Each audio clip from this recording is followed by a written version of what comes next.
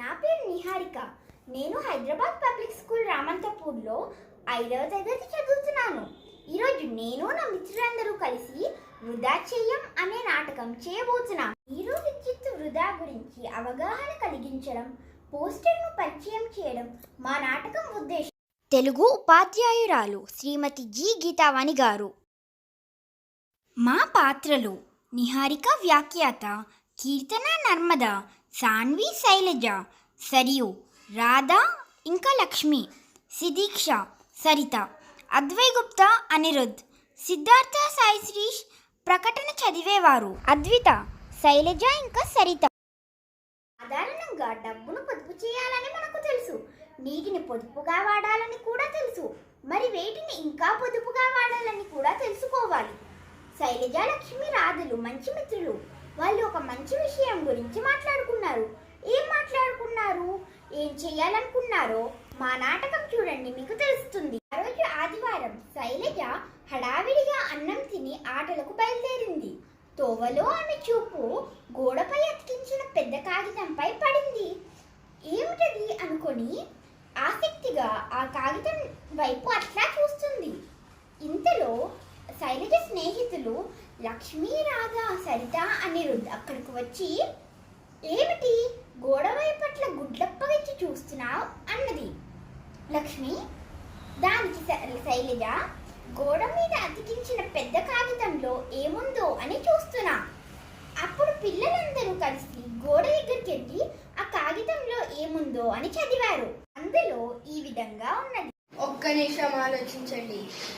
విద్యుత్తు వినియోగదారులకు విజ్ఞప్తి.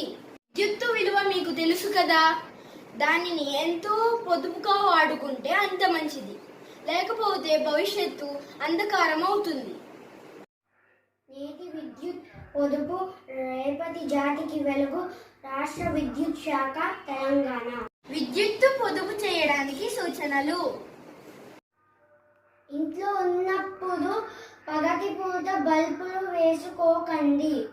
ఎఫ్ఎల్ బల్బుని మాత్రమే వాడండి. గాలి వెలుతురు కోసం ఫ్యాను, ఏసీ, కూలర్కు బదులు కిటికీలు తెరిచి ఉంచుకోండి. ఇంటి నుంచి బయటకు వెళ్తున్నప్పుడు విద్యుత్తును నిలిపివేయాలి. మాటి మాటికి ఫ్రిడ్జ్ను తెరవద్దు. హీటర్, గీజర్, లిఫ్టులు మొదలగు వాటిని తక్కువగా వాడండి. ఎలక్ట్రిక్ కుక్కర్, మైక్రోవేవ్ ఓవెన్ కి బదులు గ్యాస్ పొయ్యిని వాడండి. ప్రతిరోజు కాకుండా కొన్ని రోజులకు అవసరమైన ఆహార పదార్థాలను, గినుసులను రుబ్బి పెట్టుకోండి. విద్యుత్ను ఆదా చేసే సామర్థ్యం ఉన్న 5 నక్షత్రాలు ఎలక్ట్రానిక్ పరికరాలను మాత్రమే వాడండి. ఇందులో విద్యుత్తుకు సంబంధించిన వివరాలు ఉన్నాయి. విద్యుత్తును పొదుపు చేయమని రాసి ఉన్నది అన్నారు లక్ష్మి, రాధ, అనిరుద్. పెద్ద పెద్ద కాగితాలు గోడలకు అతికించి ఉండడం చూస్తూ ఆడుకోవడానికి మైదానం వైపు వెళ్లారు. ఇంతలో నర్మద అక్కడకు రావడం చూసి పిల్లలందరూ సంతోషంతో అక్క అని ఆమె చుట్టూ చేరారు. ఏం మాట్లాడుకుంటున్నారు? అక్క, గోడలపై పెద్ద పెద్ద కాగితాలు అతికించడం మేము ఇడికి వచ్చేటప్పుడు చూసాం. మేమందరం దాని గురించి మాట్లాడుకున్నాం.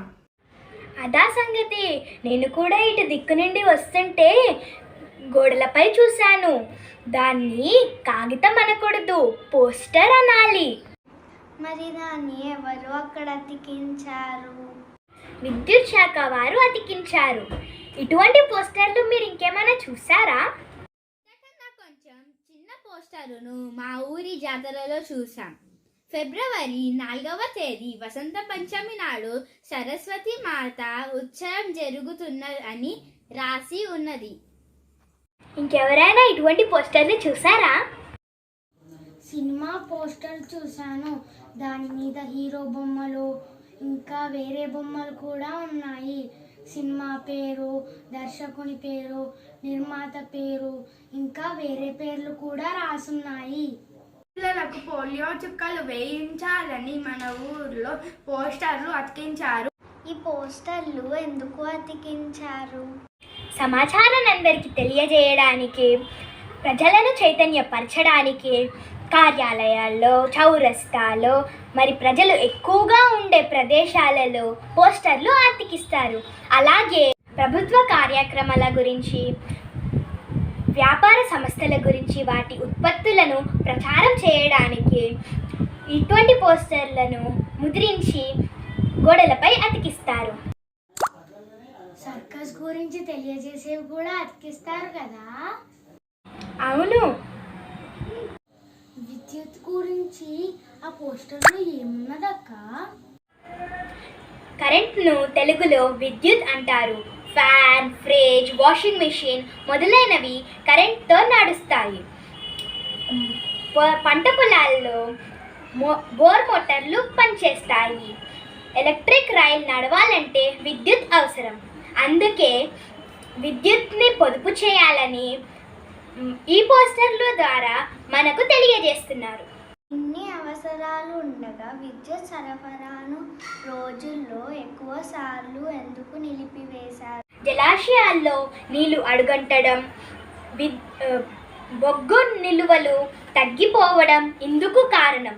అందుకే మనకు విద్యుత్ కోత తప్పనిసరి అయ్యింది. విద్యుత్ కోతకు ఇంకా నీళ్ళకి సంబంధం ఏందక్క? విద్యుత్ ఉత్పత్తికి నీటిని వాడతారు. వానలు రాక, నీరు లేక మనకి తగినంత విద్యుత్ తయారవ్వడం లేదు. అయితే బొగ్గుకు విద్యుత్తుకు ఉన్న సంబంధం గురించి కూడా చెప్పక్క. మన తెలంగాణలో ఎక్కువ విద్యుత్ ఉత్పత్తి బొగ్గుతోనే అవుతుంది. రామగుండం, కొత్తగూడెం వంటి ప్రదేశాలలో థర్మల్ పవర్ స్టేషన్లు ఉన్నాయి. విద్యుత్ తయారీ చాలా ఖర్చుతో కూడి ఉన్నది. అందుకే మనం ఆ విద్యుత్తుని ఆదా చేయాలి. పొదుపుగా వాడితే మనం విద్యుత్ ఉత్పత్తి చేసినట్టే లెక్క.